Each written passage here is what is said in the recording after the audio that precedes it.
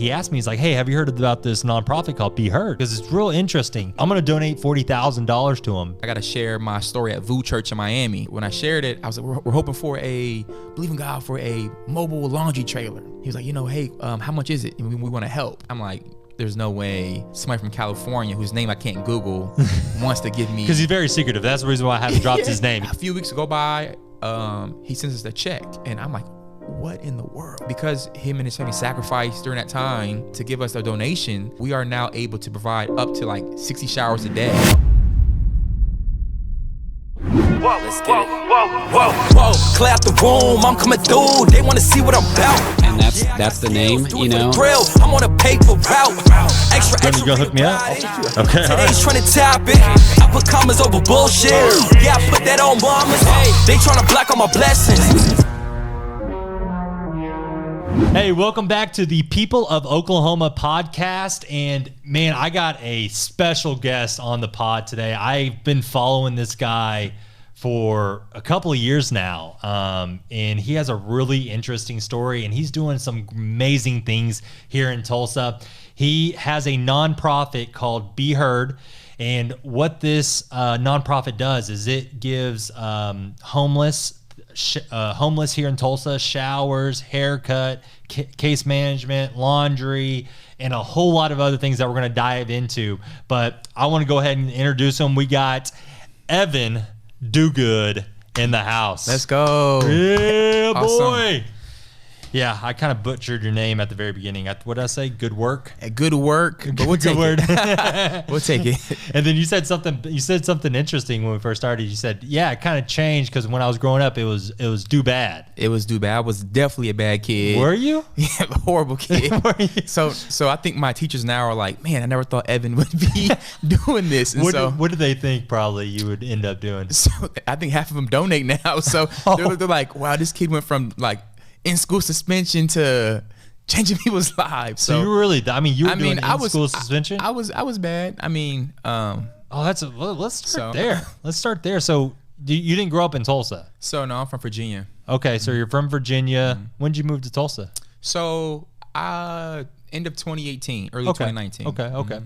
So back when you were in Virginia, do you have any stories or anything? Just people understand what a do bad. Right. Well, so I grew up in Virginia. I grew up in Hampton, Virginia, and then I also lived in Virginia Beach, Virginia as well. So love the beach, that's why you moved to Oklahoma. Right. Love the beach, love seafood, love the summer out there. It was beautiful. Actually, my first job was at Busch Gardens, which I don't know if you heard that before, but it's a huge amusement park. And so my first job, I was the person on the microphone saying, who's ready to ride? And I loved it. Oh, dude. I would ask for more shifts. I loved that job. It was awesome. So you're the hype guy for... I was the hype guy. For an amusement park. Yeah, hype people up. People got married on the ride. It was cool. It was cool. That's sick. Yeah. So you did that, and then... what were you kind of into? You said you were do bad. So what did you just got in trouble at school with teachers? And just got, trouble in school. Growing up, we played basketball all the time. Uh-huh. I played AU basketball. I was actually ranked in the state one time in Virginia growing up, and it was awesome. And I loved it. Basketball was kind of my way out. And so in the area of Tulsa, Virginia, my parents got divorced. Okay. Unfortunately, I moved in with my grandma. How old were you? I believe I was 15. 15, okay. 15. So that really kind of, shook my core, shook my life perspective. Right. And it hurt, because I went from having birthdays and Christmases with the family to now I'm by myself, sleeping on the floor. And so, and that really was tough for me. And so actually when I moved in with my grandma, she lived 2 blocks over from Allen Iverson's grandma or mom. And so my grandma used to play bingo with his mom. And so it was that area. And so they call the area the bottom, which is not a good area, but it was cool how you got to grow up and everybody knew and pretty much idolized Allen Iverson. Whoa. And so it was really cool to kind of be in that kind of shadow. Yeah. So did Allen ever roll in or roll up? So he was to my cousins, and so but not to me. I never met him, but I just know that the bingo hall, his mom would be there, and it was pretty cool. Man, so you were doing all that stuff. Man, I had a question. Were you? Oh, and so you're really involved with Transformation Church, or you do some things with Transformation. Or did you grow up in the church? So I did. I grew up in the church.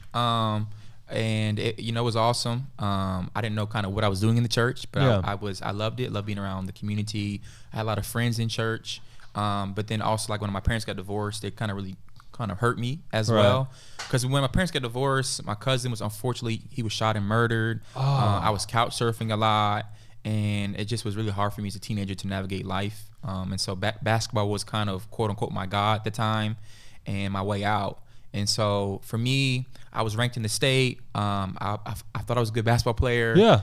Got a lot of looks, but I never got no offers, and that really kind of upset me. So as a 15-year-old, 16-year-old, I would actually write on a piece of paper every night, Lord, I'm believing God for scholarships. And I was ranked in the state. Teachers had high expectations, but then people who sat the bench behind me got offers, and I did not. And I was just super mad at God. Super mad at God. Didn't understand. I was confused. Like, God, why would you put me through this divorce? And my cousin was murdered, and now I can't get one scholarship. And so I was really just upset with God. But now looking back, it makes sense. Right. But at the time, I just was really just hurt I lost my family, lost my friends, and now I don't have a scholarship for basketball. I'm letting people down. And that hurt. That hurt. So, dude, you were 15, 16. You were almost like homeless, kind of, right? I mean, you're couch surfing. Mm-hmm. I mean, luckily you had some friends and some other family that you could stay with. But okay. So in 2018, how old are you in 2018 when you moved to Tulsa? I can't remember, but I know that. So I actually went to college in Pennsylvania. Okay. I was a walk-on at a D3 school. Yeah. Kind of South Philly, and then I left school because my dad was sick here in Tulsa, and my sister kind of scared me. She was like, what if he passes away? And when my parents got divorced, we weren't as close, and so I left school, left my job, left basketball to come to Tulsa, which I did not want to come here. And then I said, I'm gonna be here for a year, get things right with him, then move back. Okay. And then so that was 2018, 2019. Yeah. And I'm still here. And I'm so glad that I got here. Because like I said earlier, now it makes sense. Makes sense. Right. So your dad moved here, and so your dad was sick, so you moved here. And so what did you like? So you moved down here. Like, what are you doing? Like, are you just just hanging out, chilling? So literally, I moved down here and I was chilling. I was working a job, and then I was like, man, I really want to help people, but I didn't know what that was. And so pretty much I learned about it's called Youth Services of Tulsa. They help unhoused youth under 24. Mm-hmm. I worked there. I was the youngest person to work there in my department, and I just fell in love with it. So pretty much I would do outreach, help the youth who were 16, 17, 18, 19 with showers, laundry, housing, and it was a Monday through Friday job. Right. So, but I loved it so much, I would on my own time go on Saturdays in the middle of the woods by myself and bring them some snack packs. And I just loved it so much. And I would do that for about, almost a year, and then just kept building that relationship with them and community with them. So. So you were at the youth services doing all that stuff. And how old are you? Do you think you're around? Because how old are you now? I'm 28. You're 28. Okay. So this is, man, Dude, I wasn't doing that when I was 24. Well, I was not doing it wasn't that. on purpose. It just was like by proximity, which is pretty cool. Because when I was going to see those youth, one day there was a girl named Ashley. She was 19, and she was just frustrated at life. And I was like, hey, how can I help? And she was like, man, I wish people would walk in my shoes to know how I feel. And I just got a small older broken camera, and I said, hey, I can record your story and see what happens. And she was like, let's do it. Never recorded a video in my life, never done a documentary before. I recorded it. It's still on YouTube to this day. And I asked her, what should we call this documentary series? She wrote on a piece of paper, Be Heard and Be Seen. No. So I love the Be Heard name. I said, you know what? Let's name this Be Heard Movement, to move these stories from, at that time we called it from the streets to the sheets. So the stories from the streets to somebody's home to kind of create perspective and proximity. And that's how we got our name, the Be Heard Movement. Wow.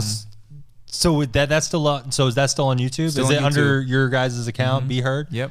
Man. And so that's a great story. Yeah, so like I said, do you know where she's at today? I mean, she's housed in OKC, and she shook and I'm shook that this happened. Yeah. And so it was never our intention or business plan or like a 5-year plan to make this a nonprofit. It was just like, Ashley, like, you're sharing your story, you're being brave. We want to honor that, and let's call this what you called it, Be Heard.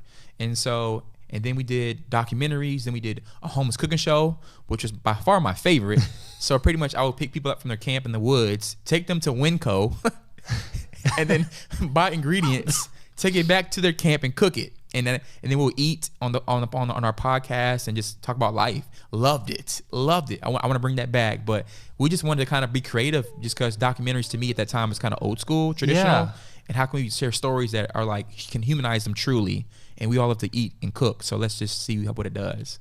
So you're doing all this stuff before where you were at today. So you were doing documentaries, you were reaching out, just being more one-on-one, documenting stuff, helping them out with that kind of things. So how many did you get? A lot of subscribers from that, a lot of views, or no, not really? I think we had like maybe 100 views, so it wasn't like it was. Yeah. It went viral, and we had this upbringing. It was just like we were just being consistent. Yeah. And then now the views have gone up, but at the time we just had no clue. We just wanted to see if we could impact one person in the community. I didn't even know you guys had a YouTube. How many subscribers do you guys have? I think like 300. 300? Yeah. Okay. Okay. Well, we'll try to get that number up. Yeah. Because that's really, really cool. Yeah. Because I watch you guys on like Instagram, and it was kind of cool because it was like maybe, probably 3 or 4 months ago. I knew about you guys, but I hadn't really kept up. And then you guys came across my feed, and I was like, dude, I know those people. And actually, let's talk about how I know you. Because that's a God story, dude. That is a God story. So I'll tell my side, then you tell your side of what's going on. So I get a call from a client that's looking to move here from California. He just wants to get out of California. He wants to move to Oklahoma. He got really involved with this church down here, Transformation Church.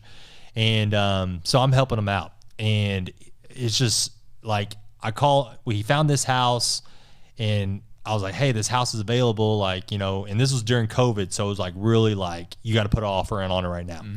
And he's like, no, we have to wait because God hasn't told me that we can buy it yet. And I never met this guy before. So I'm like, okay, this is the first time I ever heard someone that say, we love this house, we're going to buy this house, but God told us that we can't put an offer in on it yet, just yet.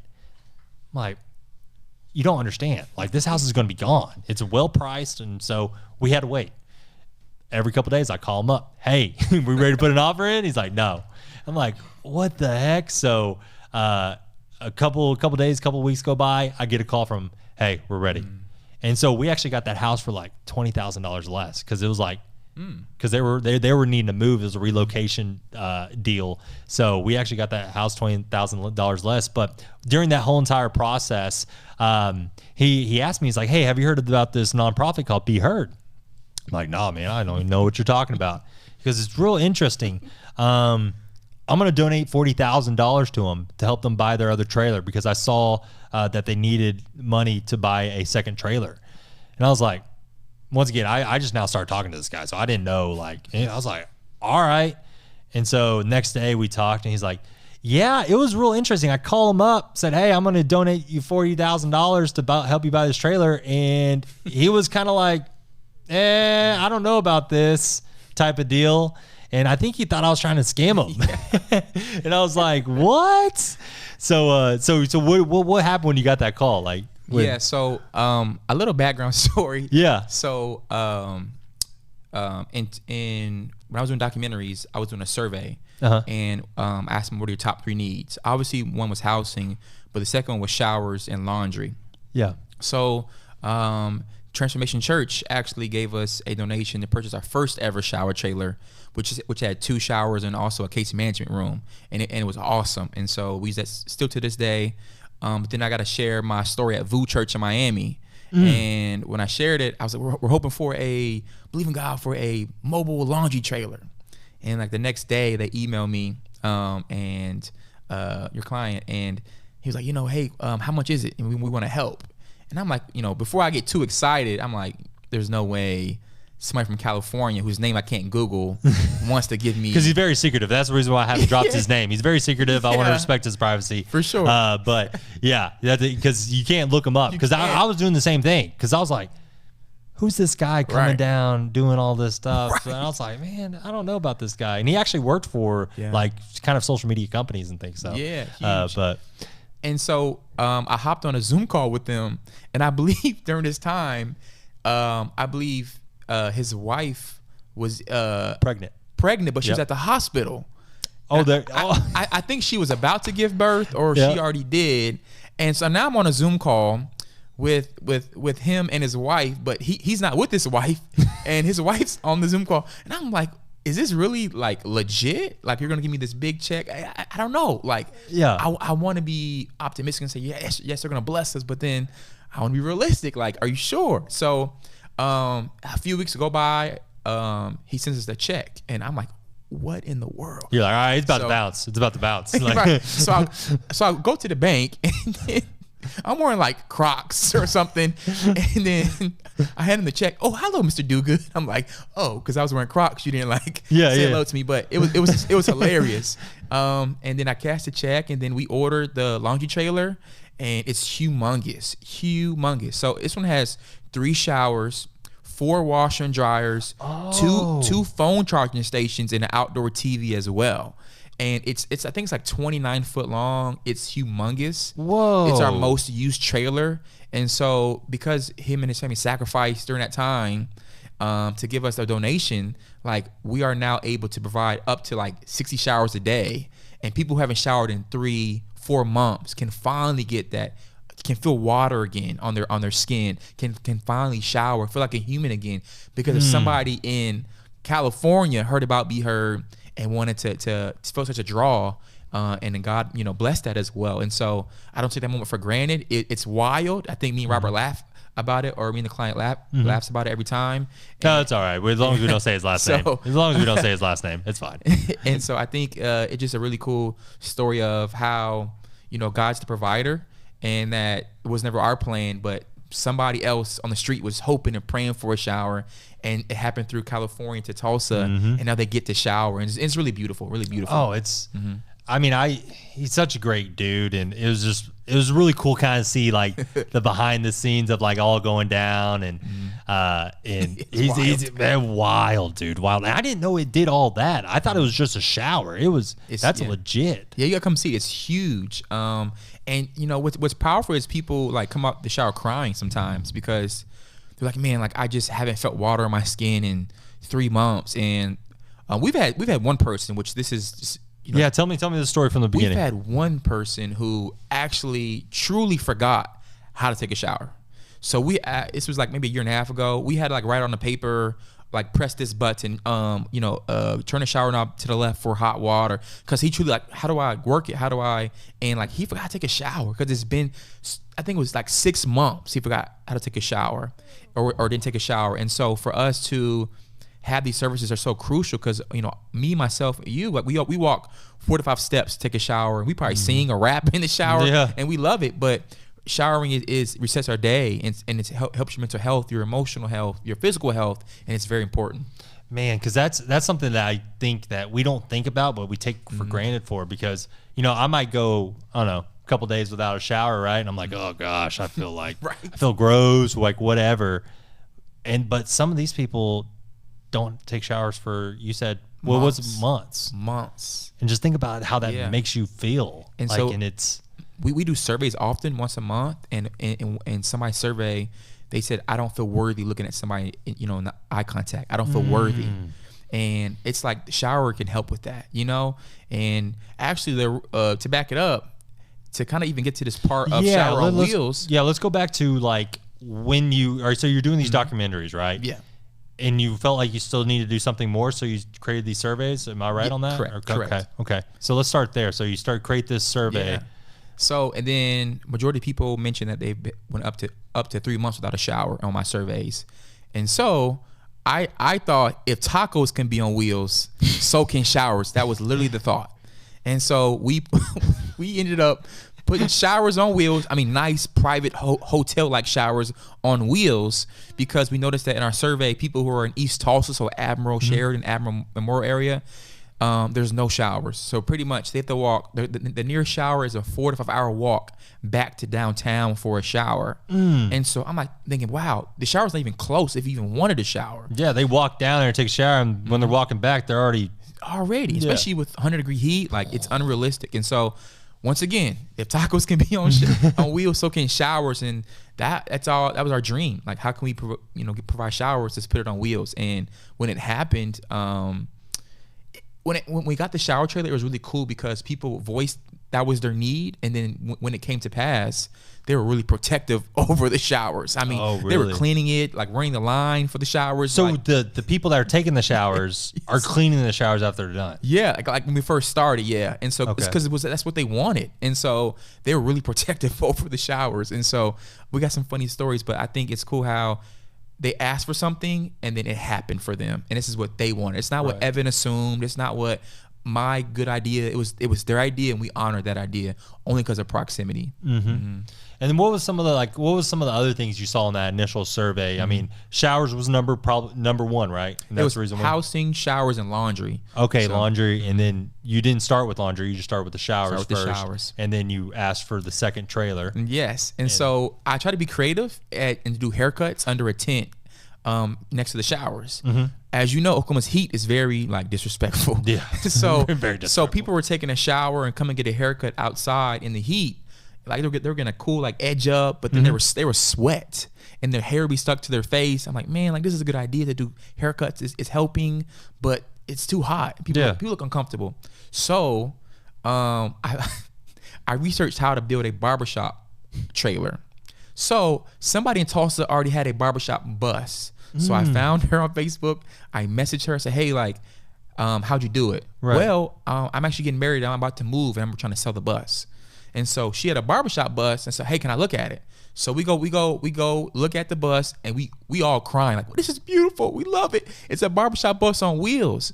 And so, and we said, how much is it? Well, she said $30,000. Cool. We a small nonprofit. Right. We had $200 in the account probably, and we're like, well, that's awesome. But a month later, United Way gave us a grant to purchase that barbershop bus, and so now I think this is all 2021. So now within less than a year, we went from a camera, a random small storage unit that we couldn't afford on a credit card, to now a shower trailer, a laundry trailer, a barbershop bus, and also a clothing trailer in less than a year. And what were you doing at this time? Because you just said credit card. So were you still working at Tulsa Youth Services at this time? I was working at the Mental Health Association as a case manager. Okay. And so I would work there. Then when I get off, I would take the trailer out. And so I couldn't do it on my own. And notice how I said all those vehicles, right? Right. We don't have no staff, no volunteers. We have more vehicles than staff, and so I had to get friends to help me drive it, and they were awesome to do it for free. And so it was really cool to kind of have an organic approach that people just wanted to help. And so I was working at a full-time job, then also do that. And I was also at one time doing Jimmy John's to be a driver, so I can get some more money to keep doing this. Wow, dude, that's amazing. Just to do all that. And so you have all these trailers now. And you bought the haircut. Yes. So let's go in order. So you have the shower truck, then you got the haircut, and then so actually I forgot to mention that we need trucks to pull the trailers. And so I didn't even think of that. When TC gave us the donation to buy the trailer, it was awesome, but we had no truck. So I just got my car paid off. Thank you, David Ramsey. And so I paid Dave Ramsey guy? Yeah. Oh, dude, I'm a David. I actually got through my credit card and all my debt through COVID. Oh, really? Yeah. Snowball effect? Yeah. Snowball effect. Snowball effect. Snowball effect. That's what we did. I love that. Dude, I just DoorDashed, man. I DoorDashed on the weekends, and it was just like, I got to get this debt paid off. So that's what we did. I love that. Student loans and everything, man. So I just paid my car off, but we needed a truck to pull the trailer. And I tried to fundraise. I wasn't really good at that. We raised $2,000 or $3,000 to buy a truck, but that's not really can get you anywhere. So I said, you know what? I'm gonna trade my car in to get a truck, so people can shower. I was really emotional because I went from a 0 payment to now $580 a month payment for a truck, And when I still can't afford that. And so we got the truck. Less than a month before our first payment, another church, Ward Outreach Church, found out what we were doing, invited me on stage and paid off the truck. Yeah, so they put you on. So how was that? So they just put you on stage, like, hey, we're gonna get this kid, and then everybody just like started donating. I thought that they were just gonna like, hey, share your story real quick. Yeah, and then we'll just pass around the plate type thing. They already had the check ready. Oh, they already had check ready. I'm crying on stage. I'm crying a lot in this during COVID, and so like I'm crying, and like once again, less than a year, I would say 6 months. The trailers paid off, the trucks paid off. You know what? I would still be paying on that truck till this day if it wasn't for that church. What? And I, it's a hefty payment. And so they paid that off. The bus was paid off by United Way. The trailer, the big laundry one was paid off by, the client. And it just kept happening over and over during COVID through random people. Wow, dude. So you get all these things ready. You're still working case. So are you now full time? Yes. Like, okay, yes. Good. Yeah, because that would be a Mm-hmm. lot. Yeah. That would be a lot. Yeah, it was a lot. So oh man. So you have all this stuff now. So you go to tell me what you guys all offer now. Yeah. Since you have all these things. Yeah. So now we provide showers through a shower trailer, laundry through a laundry trailer, haircuts through a barbershop bus, clothing through a clothing trailer. Mobile phone charging stations, mail services, case management. We have a job program now. We have a feeding program as well, and it just kind of keeps going. Mm-hmm. And a year ago, we decided to really invest into East Tulsa. Like I mentioned earlier, it's been known as a resource desert where Admiral Sheridan is, unfortunately. Mm-hmm. And so there are so many people there who are literally living under bridges who have just will continue to be homeless for years if somebody doesn't step in. Right. And so we said, you know what, we're being mobile is great. Going to North Tulsa, South Tulsa, West Tulsa, even OKC has been great. But we said for this next year, let's really invest into the East Side community. And so we moved in. I asked the church, hey, can I build a fence in your back parking lot and just move in? They said yes. And so it was crazy. So Starbucks gave us a grant to build the fence. Starbucks? Mm-hmm. Starbucks. Man, you're a fundraising machine, aren't you? It's interesting. And so we opened the first ever drop-in center in East Tulsa. So earlier I mentioned that it was a 4 to 5 hour walk to get a shower. Right. Now it's, a couple steps to get a shower, case management, therapy, and it's been so impactful. And I think 2 weeks ago we broke our record. We did 63 showers in one day. 63 showers. Which we see about almost up to 100 people a day.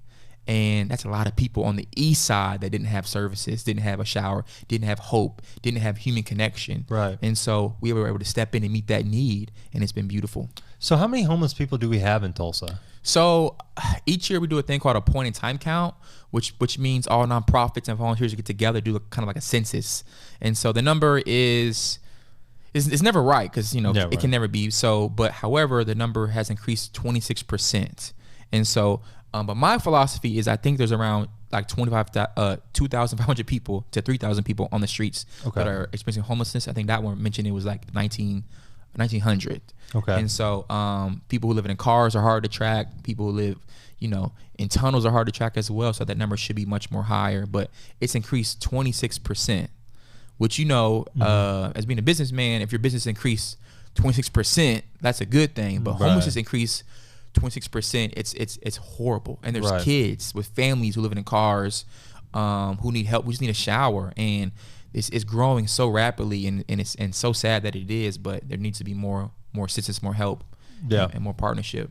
So I was like I said, I follow you on Instagram, and I was going to ask this question anyway, but I was flipping through your Instagram last night just to kind of get familiar and find out more things about what this nonprofit offers. But there was a voicemail about from a guy, and there's and probably just not him. I bet there's just some other people that think this way too. But he basically said like, hey, you need to quit helping these bums. They need to go out and get a job and pull themselves up from their bootstraps. So what do you say to that? Like, yeah, I think when I heard that, I kind of chuckled. But people, I'm in a season now where like I can't expect somebody to have compassion or see what I see, so I just can't entertain that. But what I really wanted to say is, if people on the street, if they wanted a job and they got an application, the address, what do they put? Or the phone number, like what do they put? They don't have phones. Right. So how, as a boss, like how would I call somebody for an interview when they don't have a phone or an address?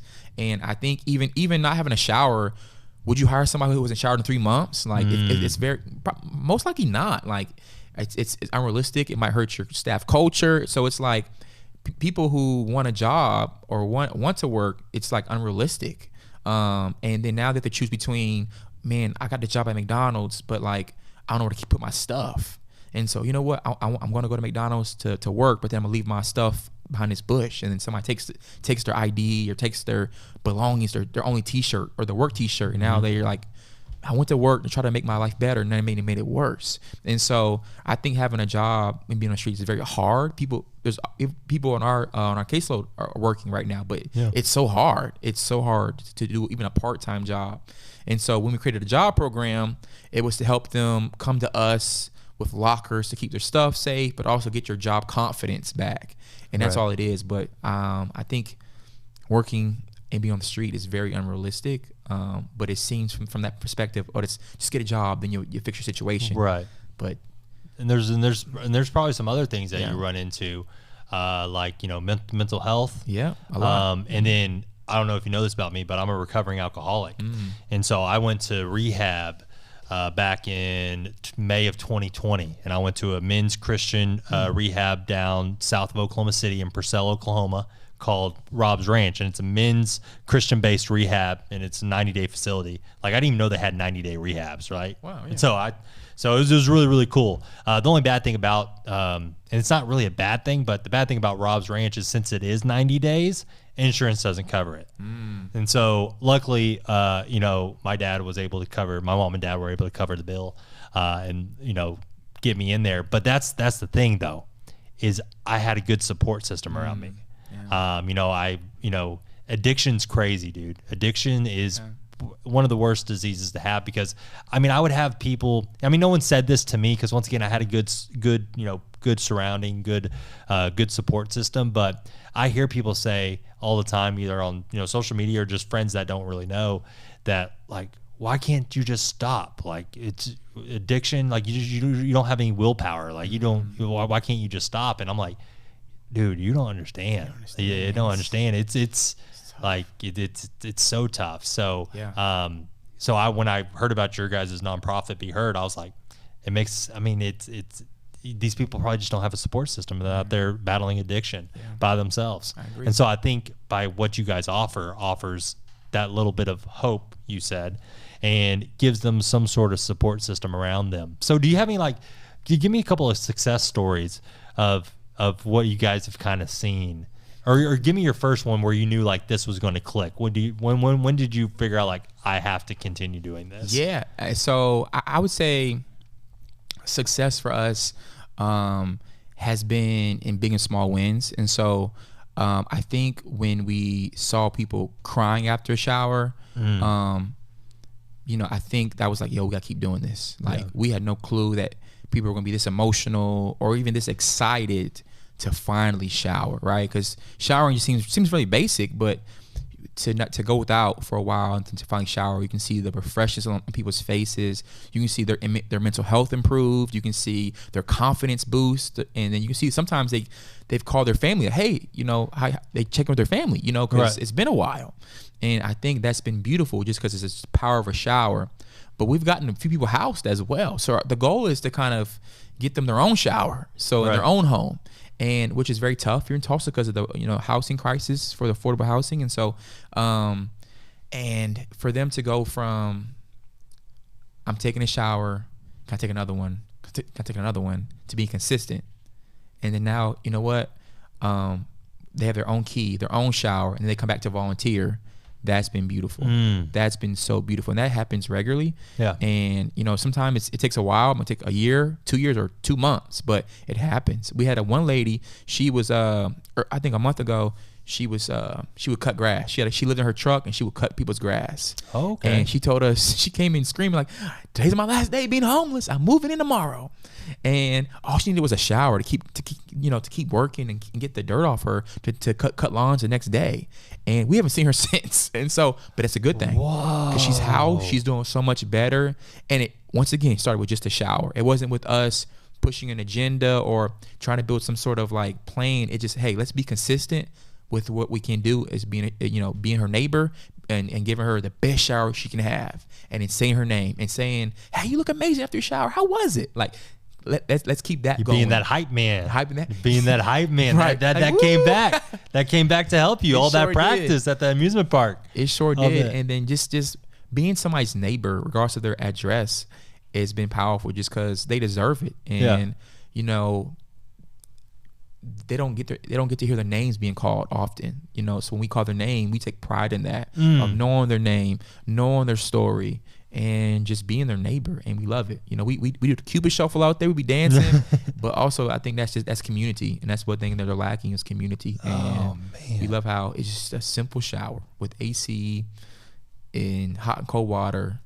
It's just so powerful. Man, let's think about this for a second. So that guy that called said you just need to pull your boots, get your boots and pull them up by your bootstraps or whatever that saying is. But how many people has he helped?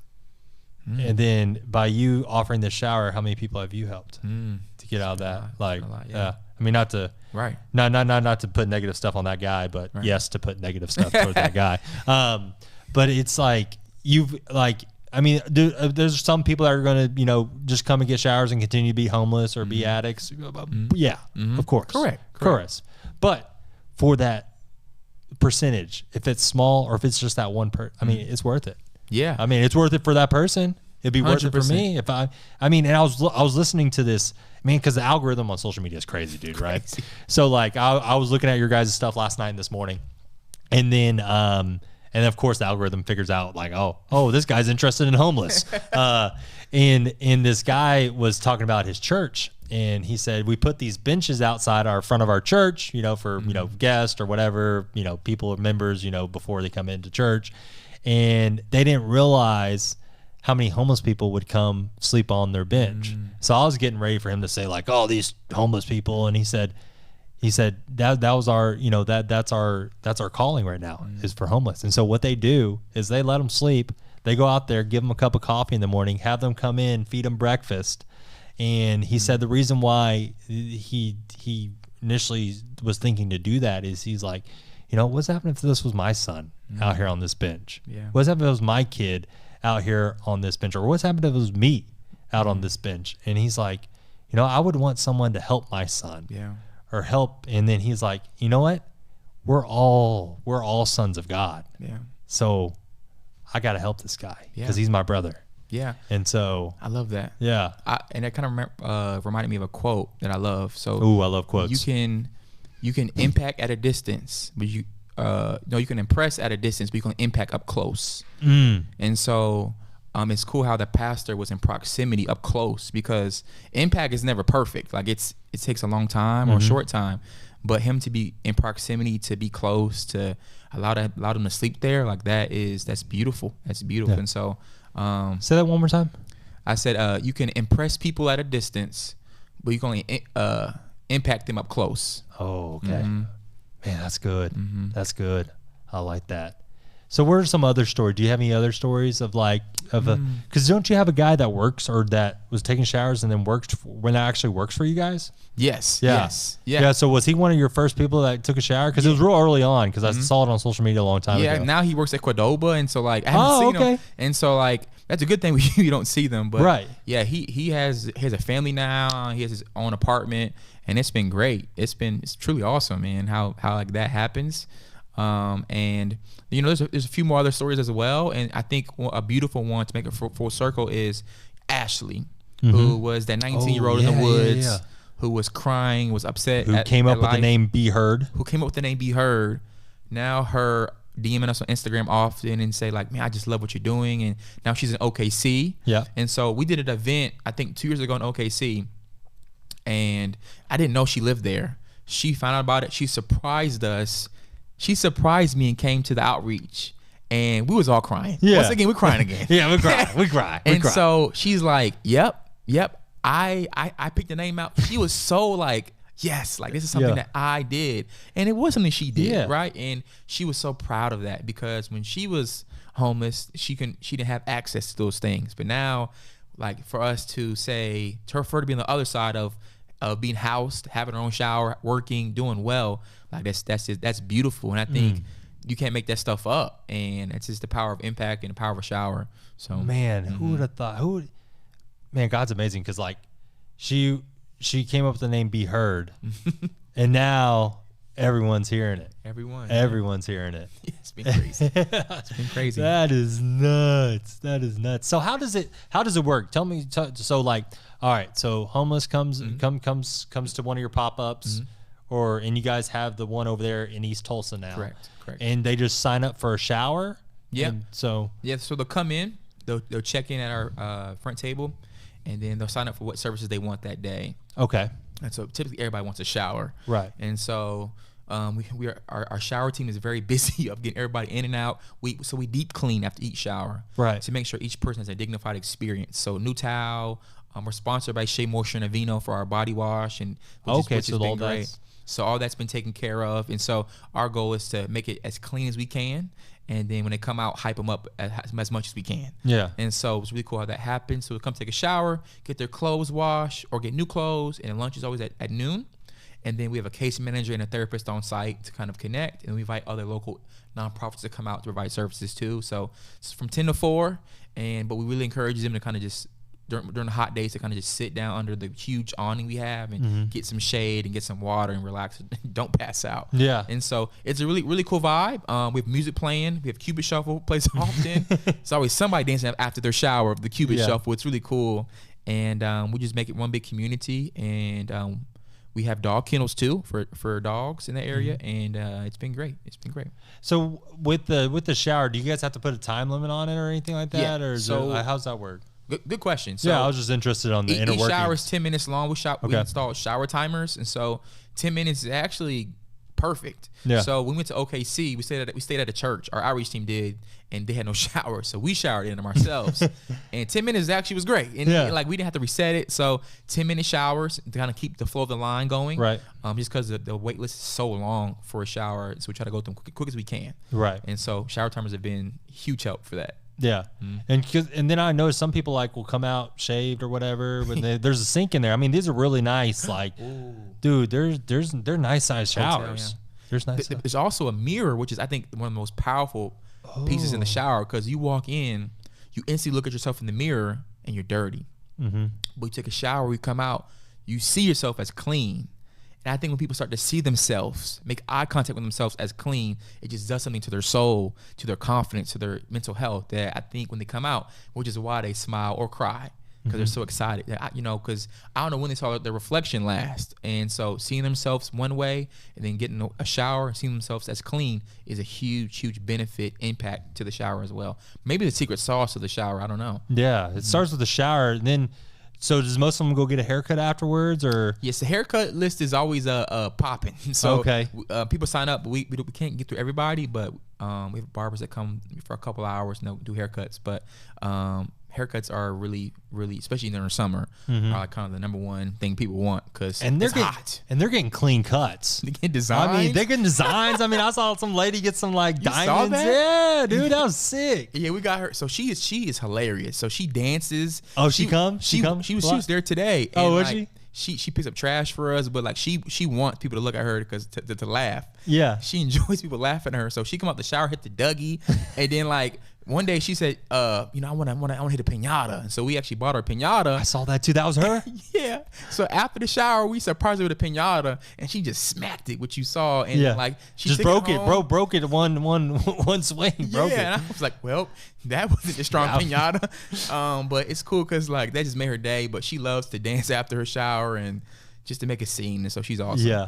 Oh man, that's great. Yeah. That's great. And so does a lot of people use laundry too? Yes. Okay. We do about 25 to 30 loads of laundry a day. Okay. Which is a lot. And so we do one load per person. Okay. Okay. So they can put all the stuff in there, load it. Boom. Yeah. Which is great because it helps the environment, but also like if you have your favorite blue shirt that you want to keep, you can wash it and you always keep that favorite blue shirt. And right. So that happens often. People like have this favorite shirt and they want to keep it. Yeah, keep it clean and keep it fresh.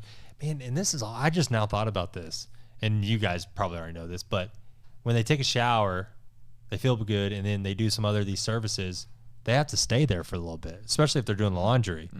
So then you're able to connect with them even That's more. key. Man, I just thought about that. Yeah, it's like I just about that. another secret sauce. Yeah, so you're able to connect with them and learn their story, and then able to kind of point them in the right direction to get help if they want to receive it. Yeah. Because that's the big thing is they had even with addiction, you know, they have to want it. Yeah. You can't Have you can lead them to the water, but Drink. yeah, they don't take a shower. Oh, what you got? Was that good, Sarah? No, that was dumb. Okay, all right. Don't use that. Don't use that. That's another T-shirt. Yeah, another T-shirt. You can lead them to the water, but they can't take a shower. Well, they can take a shower if they want to, but it's just okay. Anyway,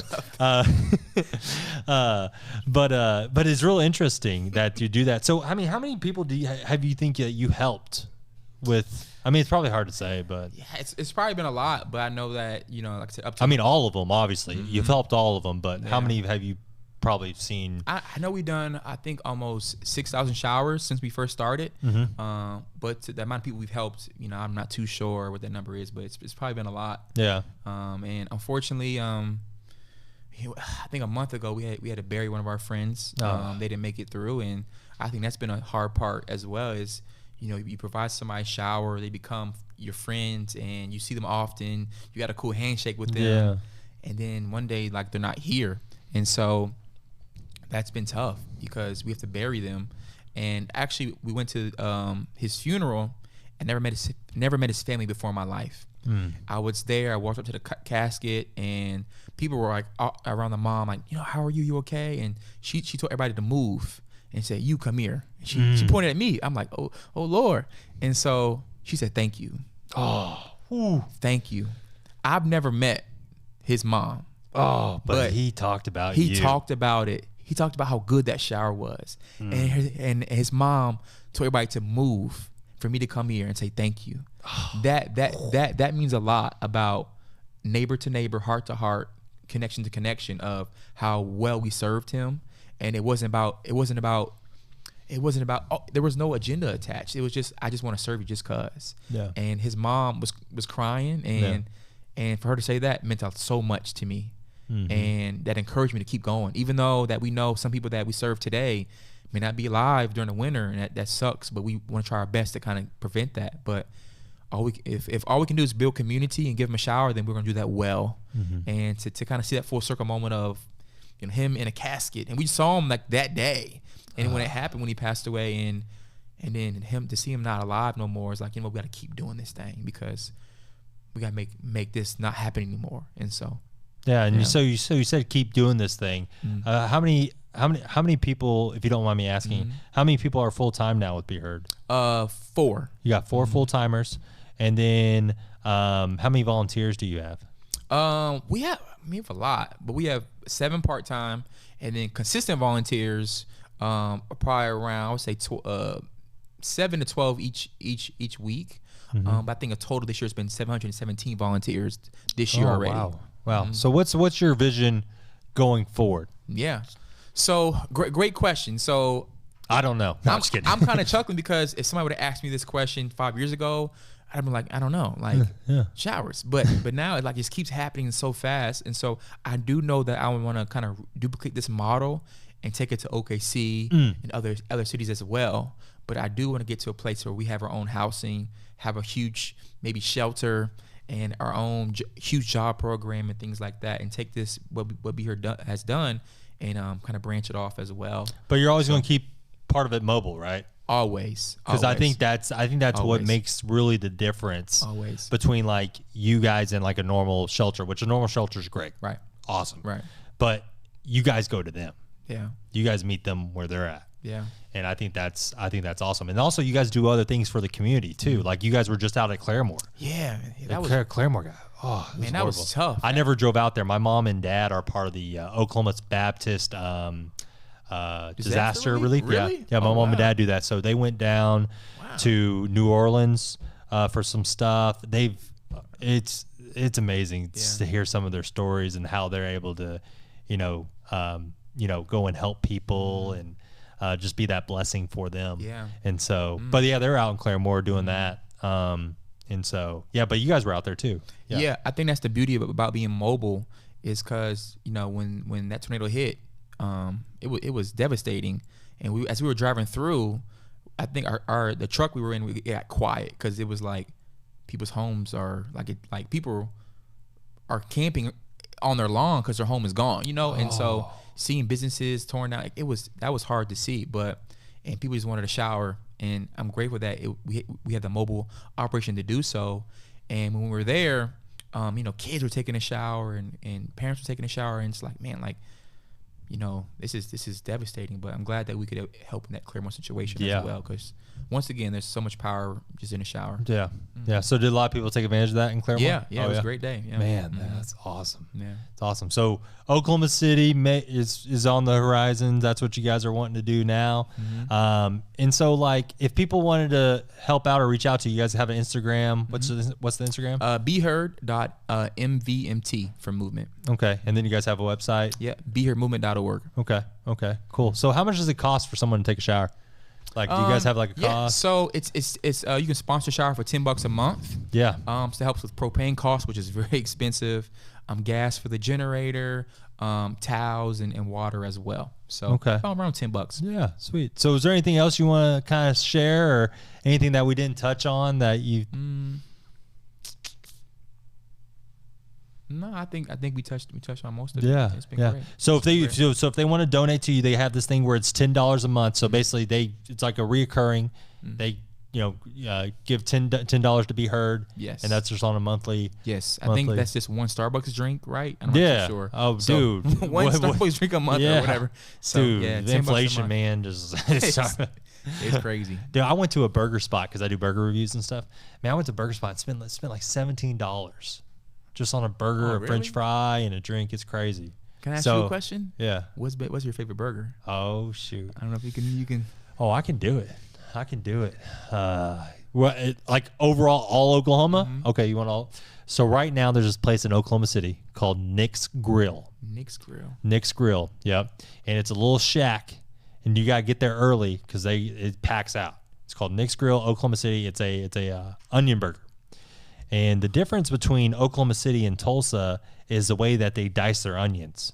So on the east side of Oklahoma, we do diced onions in our onion burgers. On the west side, they do like onion strings.